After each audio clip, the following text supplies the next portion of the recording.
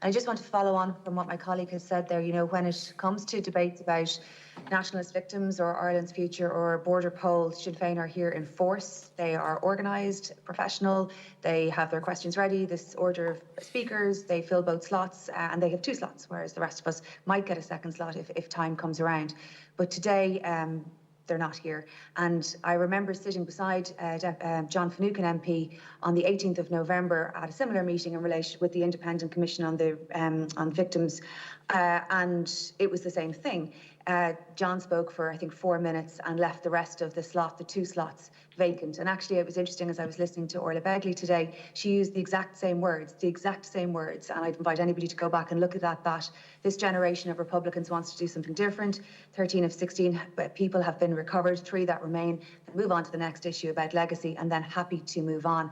And it is just really deeply disappointing and cynical that is the approach taken when, as members of the committee, we see the alternative approach that's taken by Sinn Féin on so many other occasions. And I don't have any difficulty saying that it has to be observed. It was such a privilege to attend the Wave Trauma Centre and to listen to you and to listen to other people who are not here today. David Clements, whose father was in the RUC, who was murdered.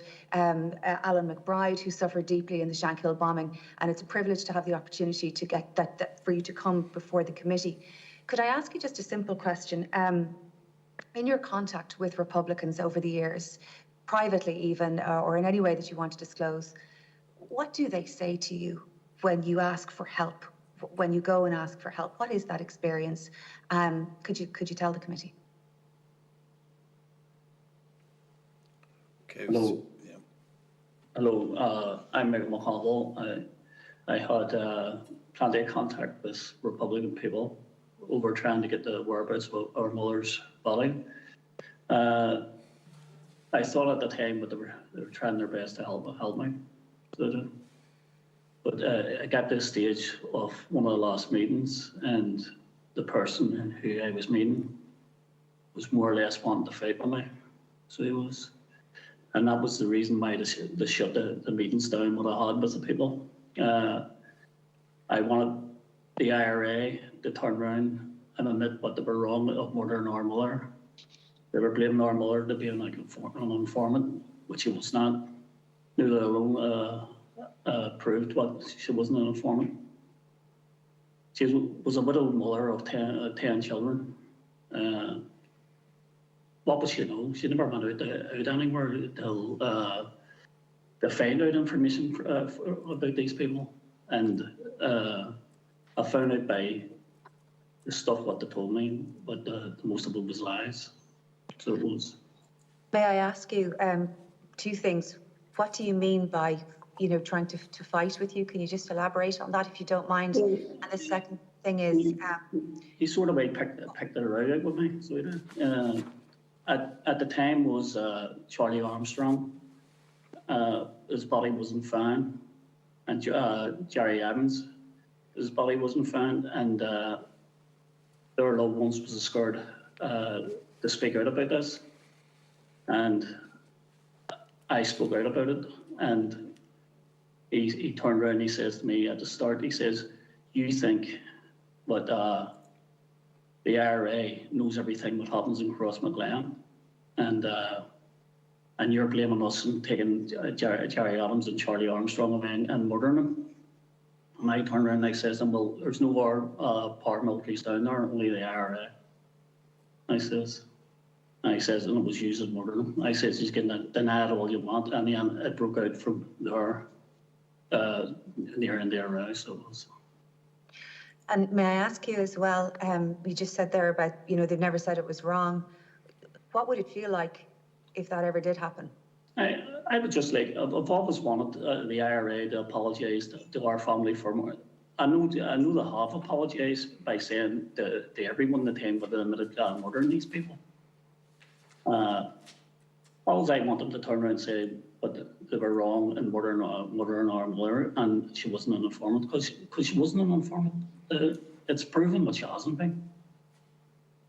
I see Mr. McVeigh wants to come in.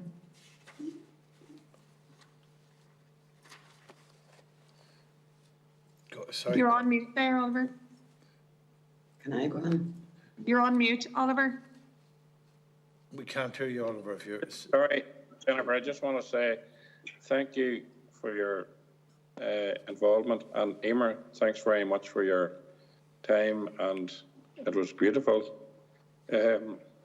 Eulogy from your past, but it seems like we're having a go at Sinn Féin, and I'm sure the young people, the young Sinn Féin members, they seem to be towing the same party line, as Jennifer rightly says. If it comes and it suits them, they will do it.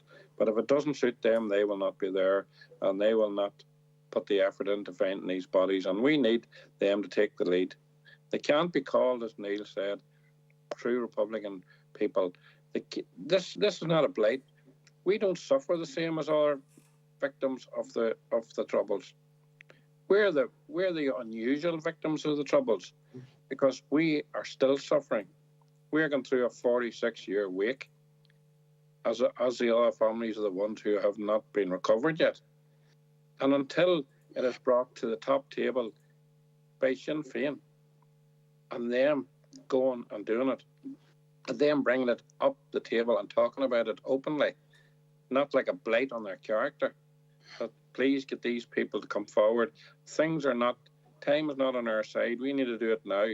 And this is why I greatly appreciate everybody keeping the pressure on now, and we need to keep it on and keep, for want of a better word and being crude, keep our foot on their necks.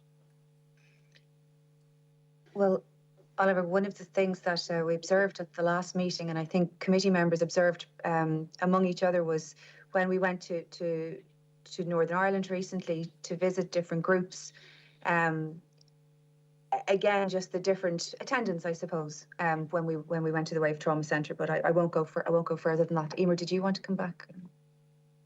Can I say something? Please. Previous to us discovering that my uncle was disappeared, when my father was alive, my brother and him spoke to Sinn Féin and probably members of the IRA, and they told us they knew nothing about Joe, that Joe probably was in England or America, which we actually believed. My brother actually called his house the Yellow Brick Road. We'll come back to you. Never heard from them again. They had plenty of opportunities in 38 years, even to let us know that he was deceased. We lived believing that he was in America. My brother went to America for a holiday one time and was told he just missed him, that he'd give a speech for NORAID.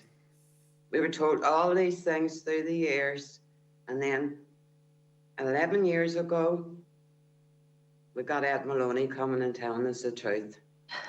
So believe you me, I've had enough of talking to Sinn Féin. I can understand that.